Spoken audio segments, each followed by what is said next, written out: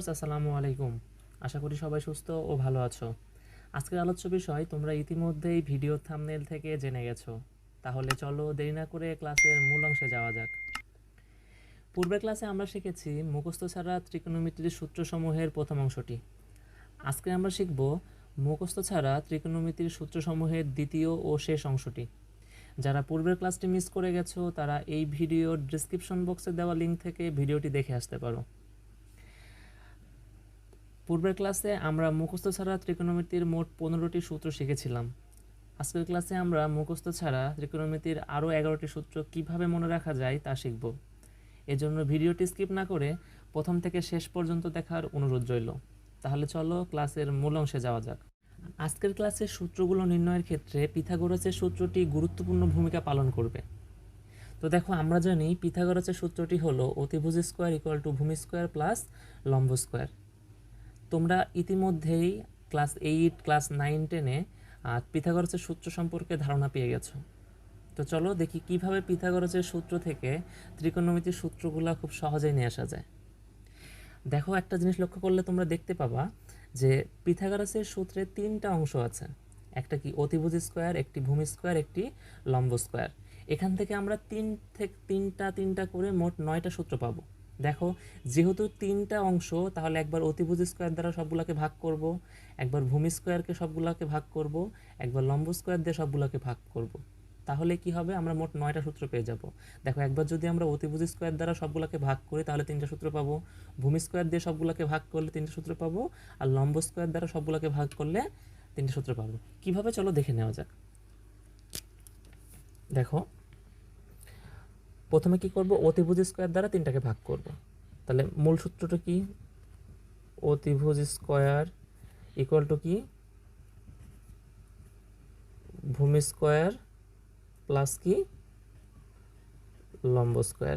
দেখো, একবার কি অতিভুজ দ্বারা সবগুলোকে ভাগ করব না, তাহলে কি অতিভুজ স্কোয়ার ডিভাইড বাই অতিভুজ স্কোয়ার, ভূমি স্কোয়ার ডিভাইড বাই অতিভুজ স্কোয়ার, লম্ব স্কোয়ার ডিভাইড বাই কি অতিভুজ স্কোয়ার। দেখো, প্রথম অংশে কি করছি, প্রত্যেকটাকে অতিভুজ স্কোয়ার দ্বারা আমি ভাগ করে নিয়েছি।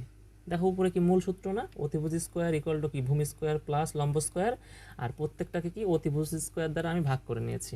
তাহলে দেখো, অতিভুজ স্কোয়ার কেটে যায়, তাহলে থাকে কি 1। এখানে কি থাকে দেখো তো, ভূমির উপরে স্কোয়ার, আবার কি অতিভুজের উপরে স্কোয়ার, দুইটার উপরেই স্কোয়ার আছে।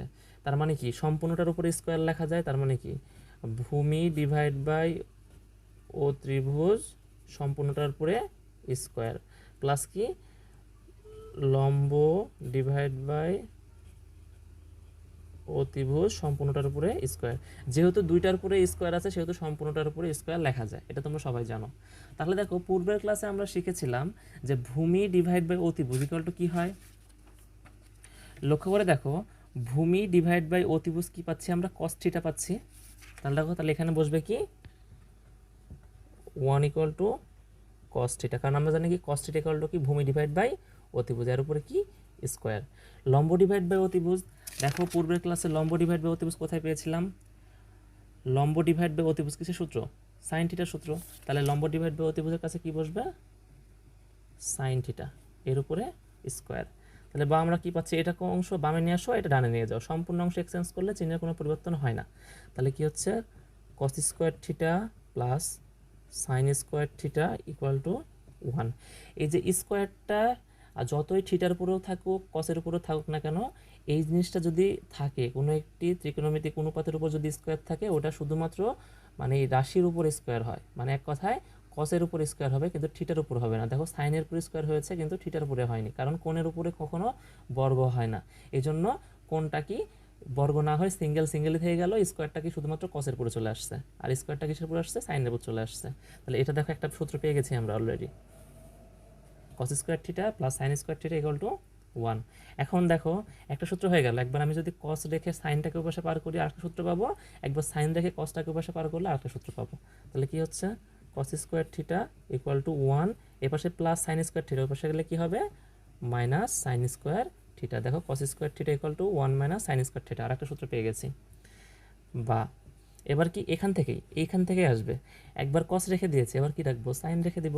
তাহলে কি হচ্ছে, sine square theta equal two 1 minus কি হচ্ছে, কস থিটার কিছু না মানে প্লাস আছে, তাহলে কি হয়ে যাবে, কস স্কোয়ার থিটা। দেখো sine square theta equal two 1 minus cos square theta. দেখো আমরা কিন্তু 3টা সূত্র পেয়ে গেছি। আবার দেখো একইভাবে একবার অতিভুজ স্কোয়ার দ্বারা সবগুলো ভাগ করেছি, এবার কি ভূমি স্কোয়ার দ্বারা সবক ভাগ করব। তাহলে ওই যে একইভাবে লেখো, অতিভুজ স্কোয়ার ইকুয়াল টু লম্ব স্কোয়ার প্লাস ভূমি স্কোয়ার। এবার কী দ্বারা ভাগ দিব, ভূমি স্কোয়ার দ্বারা ভাগ দিব। তাহলে প্রত্যেকটাকে কী দ্বারা ভাগ, ভূমি স্কোয়ার দ্বারা, ভূমি স্কোয়ার দ্বারা ভাগ। তাহলে দেখো তো এখানে ভূমি স্কোয়ার কেটে যায়, তাহলে 1 থাকে এখানে, এটা পরে হিসাব। দেখো তো এখানে 2টার উপরে স্কোয়ার আছে, তার মানে কি সম্পূর্ণটার উপরে স্কোয়ার করা যায়, তার মানে কি হচ্ছে ও ত্রিভুজ ডিভাইড বাই কি ভূমি, এর উপরে কি সম্পূর্ণটার উপরে স্কোয়ার। এখানে কি লেখা যায়, লম্ব ডিভাইড বাই ভূমি সম্পূর্ণটার উপরে স্কোয়ার প্লাস, এখানে কাটাকাটি করলে কত থাকে, 1 থাকে। দেখো তো অতিভুজ ডিভাইড বাই ভূমি, পূর্বের ক্লাসে কি শিখছিলাম, অতিভুজ ডিভাইড বাই ভূমি কি ছিল, অতিভুজ ডিভাইড বাই ভূমি কি ছিল, সেক থিটা। তাহলে এখানে কি হবে, সেক থিটা এর উপরে কি স্কোয়ার ইকুয়াল টু লম্ব ডিভাইড বাই ভূমি। লম্ব ডিভাইড বাই ভূমি কোন সূত্রে ছিল, দেখো তো লম্ব ডিভাইড বাই ভূমি কি টেন থিটা, লম্ব ডিভাইড বাই ভূমি ইকুয়াল টু কি টেন থিটা। তাহলে এখানে আমি কি লিখতে পারি, টেন থিটা এর উপরে স্কোয়ার প্লাস কি 1 বা, তাহলে কি আমি আগেই বলেছি যে কোণের উপরে মানে থিটার উপরে কখনো স্কোয়ার হয় না, তার মানে শুধুমাত্র কি সাইনের উপরে হবে, সরি সেকের উপরে হবে। তাহলে কি sec square theta equal to tan square theta plus 1। দেখো সূত্র কিন্তু আমি পেয়ে গেছি একটা, sec square theta equal to কি টেন স্কোয়ার থিটা প্লাস 1। এবার যদি টেন স্কোয়ার থিটাকে আমি এই পাশে নিয়ে আসি, তাহলে আমি একটা সূত্র পেয়ে যাব, sec square theta minus tan square theta, কারণ কি পাশে প্লাস থাকলে পাশে গেলে মাইনাস হবে, ইকুয়াল টু কি 1। দেখো আর একটা সূত্র হয়ে গেছে। মানে আমরা 3টা স্টেপ অ্যাপ্লাই করব, একবার 2টাকে এক পাশে রাখবো, একবার এটাকে রেখে পার করে দেবো একটাকে, আর একবার অপরটিকে রেখে এপারটাকে পার করব। অর্থাৎ যে 2টা যে কোণ থাকবে, অনুপাত থাকবে, অনুপাত সহ কোণ থাকবে, একবার একটা অনুপাতকে রাখবো, আর একবার একটা অনুপাতকে রাখবো, আর একবার 2টা অনুপাতকে একসাথে রাখবো। তাহলে একটা অনুপাত সেক স্কোয়ার হয়েছে, তাহলে টেন স্কোয়ারটা বাদ আছে, তাহলে টেন স্কোয়ারটা বামে নিয়ে আসতে হবে, কারণ যেটা নির্ণয় করতে হয় ওটা বামে নিয়ে আসতে হয়। Ten square theta plus 1 equal to কি সেক স্কোয়ার থিটা। সম্পূর্ণ অংশ এক্সচেঞ্জ করলে চিহ্নের পরিবর্তন হয় না, কারণ কি মাঝখানে সমান চিহ্ন, তার মানে বোঝাচ্ছে কি এই পাশেও যা এই পাশেও তাই। সমান কখন হয়, এই পাশেও যখন 10 আছে ওই পাশেও যখন 10 হবে তখনই তো সমান হবে। তার মানে কি আমি যদি এই 10 আগে লিখি আর এই 10 পরে লিখি, কোনো কি পরিবর্তন হলো, কোনো পরিবর্তন হচ্ছে না। তার মানে কি সমান সমানের এই পাশে ও পাশে যদি সম্পূর্ণ অংশ পরিবর্তন হয় তাহলে চিহ্নের কোনো পরিবর্তন হয় না। তাহলে দেখো টেন স্কোয়ার থিটা এবার রেখে দেবো, টেন স্কোয়ার থিটা, তাহলে সেক স্কোয়ার থিটা এ পাশে প্লাস 1 ওর পাশে গেলে কী হবে, মাইনাস 1। দেখো এখান থেকেও কিন্তু আমরা 3টে সূত্র পেয়ে গেছি। এবার দেখো আরেকটা অংশ বাকি আছে আমাদের, সেটা হলো কি যে লম্ব স্কোয়ার দ্বারা ভাগ করা। একবার দেখো অতিভুজ স্কোয়ার দ্বারা 3টাকে ভাগ করেছি, একবার ভূমি স্কোয়ার দিয়ে 3টাকে ভাগ করেছি, এবার কি লম্ব স্কোয়ার দ্বারা 3টাকে ভাগ করব। তাহলে কি আসছে দেখো, অতিভুজ স্কোয়ারকে এবার প্রত্যেকটাকে কী দ্বারা ভাগ করব, লম্ব স্কোয়ার দিয়ে না, লম্ব স্কোয়ার। তাহলে কি অতিভুজ স্কোয়ার ইকুয়াল টু কি ভূমি স্কোয়ার, ভূমি স্কোয়ার ভাগ কি দ্বারা, লম্ব স্কোয়ার দ্বারা ভাগ, প্লাস লম্ব স্কোয়ার, লম্ব স্কোয়ার ভাগ কি দ্বারা, লম্ব স্কোয়ার দ্বারা ভাগ, তাই না। দেখো আগে আবার কী করছি, অতিভুজ স্কোয়ার ইকুয়াল টু ভূমি স্কোয়ার প্লাস লম্ব স্কোয়ার। তাহলে কি হচ্ছে, এখানে কি করছিলাম, অতিভুজ স্কোয়ার ইকুয়াল টু লম্ব স্কোয়ার প্লাস ভূমি স্কোয়ার। কোনো সমস্যা নেই এখানে, কারণ কি যেহেতু প্লাস অংশ সেহেতু আগে পরে হলে কোনো সমস্যা নেই, তোমরা আগে পরে করলেও কোনো সমস্যা হবে না।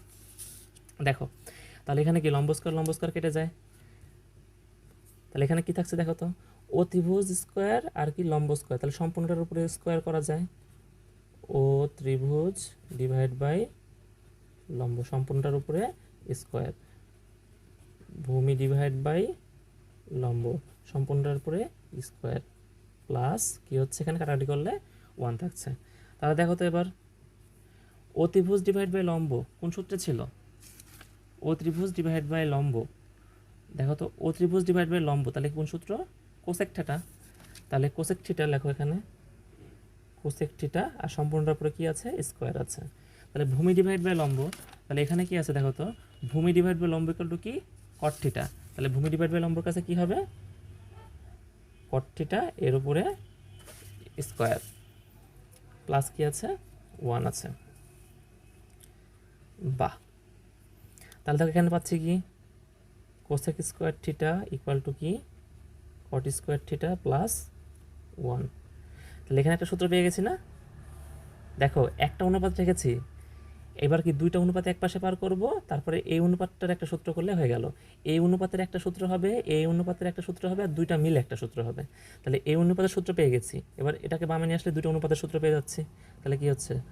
কোসেক স্কোয়ার থিটা এপাশে প্লাস কট স্কোয়ার থিটা ছিল, এপাশে আসলে কি হবে? Minus caught square theta equal to কি? 1। এটা একটা সূত্র হয়ে গেল। দেখো একবার কিন্তু কোসেকের সূত্র পেয়েছি, এবার কি কটের সূত্রটা বাকি আছে। তার মানে যে সূত্র, মানে এক কথায় যার মান নির্ণয় করতে হয় সেটাকে বামে নিয়ে আসতে হয়, তার মানে এই অংশটাকে বামে নিয়ে লিখতে হবে। তাহলে এক্সচেঞ্জ করে লেখো, তাহলে কি হচ্ছে? কট স্কোয়ার থিটা প্লাস 1 এখান থেকে ইকুয়াল টু কি? কোসেক স্কোয়ার থিটা, বা কট স্কোয়ার থিটা থাকলো এপাশে প্লাস 1 পাশে গেলে কি হবে? -1। তাহলে কোসেক স্কোয়ার থিটা -1। দেখো আরও 3টা সূত্র চলে আসলো। তার মানে কি আমরা খুব সহজেই কিন্তু পিথাগোরাসের সূত্র থেকে 9টা সূত্র নির্ণয় করতে পারি। দেখো এই স্টেপগুলো একদমই সহজ, কারণ দেখো এখানে কি বলছে, পিথাগোরাসের সূত্র কি? অতিভুজ স্কোয়ার ইকুয়াল টু ভূমি স্কোয়ার প্লাস লম্ব স্কোয়ার। তাহলে কি পিথাগোরাসের সূত্রের 3টা অংশ, এই 3টা অংশ দ্বারা 3বার ভাগ করতে হবে সবগুলাকে। মানে মূল পিথাগোরাসের সূত্রকে 3বার 3টা অংশ দ্বারা ভাগ করতে হবে। একবার অতিভুজ স্কোয়ার দ্বারা সম্পূর্ণকে ভাগ, একবার ভূমি স্কোয়ার দ্বারা সম্পূর্ণ ভাগ, একবার লম্ব স্কোয়ার দিয়ে সম্পূর্ণটাকে ভাগ। তাহলে তুমি 9টা সূত্র পেয়ে যাবা। মানে তোমার স্টেপটা খুবই সহজ, জাস্ট ভাগ করে দিয়ে জাস্ট ক্যালকুলেশন করার মান বসানো, এটুকুই কাজ, অন্য কিছুই না। এভাবে তুমি 9টা সূত্র বের করতে পারো। তাহলে বাকি থাকলো আর 2টা সূত্র। এখন সেই সূত্রের জন্য তোমাকে কয়েকটা তথ্য জানা লাগবে। এটা কি এক্স অক্ষ, এটা কি ওয়াই অক্ষ, তাই না? কারণ যে এই পাশে যখন তোমরা হচ্ছে কি বল লেখচিত্র অঙ্কন করো, তখন কি হয়? এটা এক্স ড্যাশ, নিচেরটা কি হয়? ওয়াই ড্যাশ হয় না? তার মানে কি এটুকু অংশ কি হচ্ছে? এক্স আর ওয়াই। এখন সবসময় একটা কথা মনে রাখবা, ভূমির সঙ্গে সবসময় কস থিটা হয়। মানে কি ভূমির সাথে কি হয়? কস থিটা হয়। এগুলো তোমার পরবর্তীতে ইন্টারমিডিয়েটে ফিজিক্সেও কিন্তু অনেক কাজে লাগবে, এই জিনিসগুলো অনেক কাজে লাগবে। অতএব এখন থেকে শিখে যাও, পরবর্তীতে যাতে হয় তোমাদের বুঝতে সুবিধা হয়, সেটা ম্যাথ হোক বা ফিজিক্স হোক। তাহলে দেখো ভূমির সঙ্গে সবসময় কি হয়? কস। আর এটা কি? লম্বর সঙ্গে সবসময় কি হয়? সাইন। তাহলে কি হচ্ছে? ভূমির সঙ্গে সবসময় কস থিটা, আর লম্বর সাথে সবসময় কি হচ্ছে? Sine theta. এই জিনিসটা তোমাদের অলওয়েজ কাজে লাগবে, এই জন্য এখন থেকে শিখে রাখো। এখন দেখো যে টেন আর কটের 2টা আলাদা সূত্র আছে যেটা অনেক ব্যবহৃত হয়। তাহলে এর আগে আমি যখন গত ক্লাসে শিখছিলাম, টেন থিটার একটা সূত্র কি ছিল? টেন থিটা ইকুয়াল টু কি? লম্ব ডিভাইড বাই কি? ভূমি। তাহলে আমরা এই কথাটা লিখে নাও, টেন থিটা ইকুয়াল টু কি? লম্ব ডিভাইড বাই ভূমি। এখন দেখো লম্বর সঙ্গে সবসময় কি হয়? লম্বর সাথে সবসময় কি কোণ হয়? Sine theta. লম্ব জায়গায় কি বসবে? সাইন থিটা ডিভাইড বাই ভূমির জায়গায় সবসময় কি হয়?